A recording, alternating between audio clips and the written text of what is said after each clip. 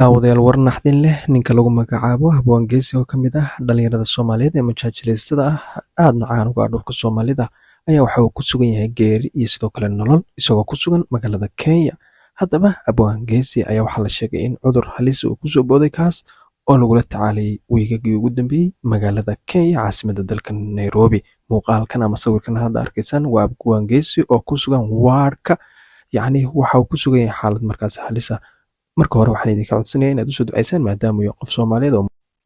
xogo dheeraadan oo ka heleno ayaa waxay sheegayaan in Habwan Geesi oo indhoweydba ku sugnaa markaasi dalka Turkiga in uu timaha beertay waa dhexdaasa. Taas ayaa waxay sabab ku keentay in uu markaasi irbada iyo sidoo kale waxyaabo kale oo lagu muday sidaasi daraaddeedna uu markaasi dhaawac ama waxyaabaha halkaasi uu ka tabanayo. Waxaana la sheegay markii dambe inuu kasoo tegay dalkaasi Turkiga isagoo soo aaday markaasi dhankaasi Puntland, gaar ahaan magaalada Garowe sidoo kale magaalada Galkacyo. Waxaana la sheegay in halkaasi uu markaasi daawooyinka loogu talagalay inuu qaato oo markaasi maadaama timaha ay yihiin in uu markaasi uusan qaadan oo waxyaabo kale oo laga yaabo in ay markaasi wax ku sameynayaan ama dhibaato u geysanayaan in uu markaasi isticmaalay. Haddaba xogo kooban ayaanu ka helnay oo ku saabsan markaasi oo ay nala wadaageen dad markaasi ka agdhow Habwan Geesi oo ku sugan markaasi dalkaasi Kenya.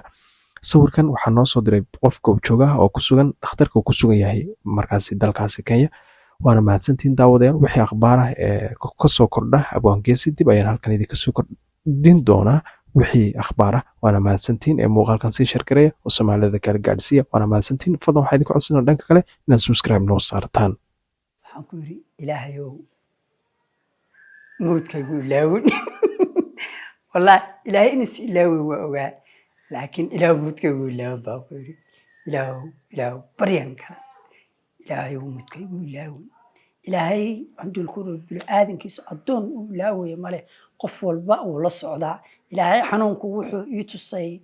waa handul ku waa cimri qaadasho waa tusaale.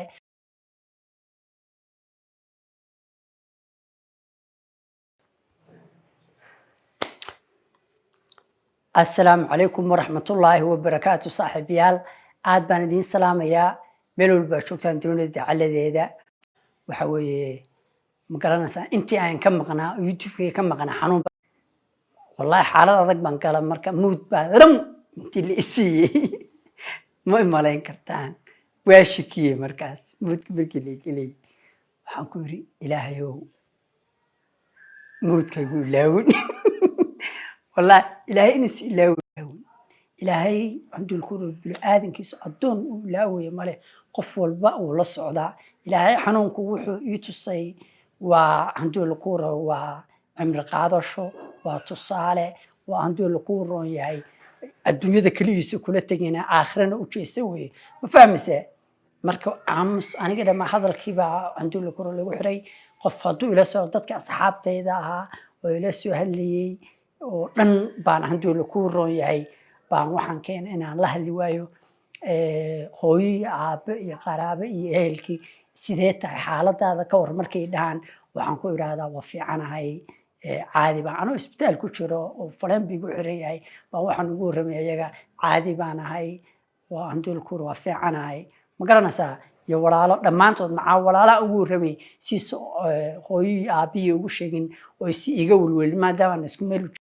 oo is welwel badan u dareeminin ma garanaysaa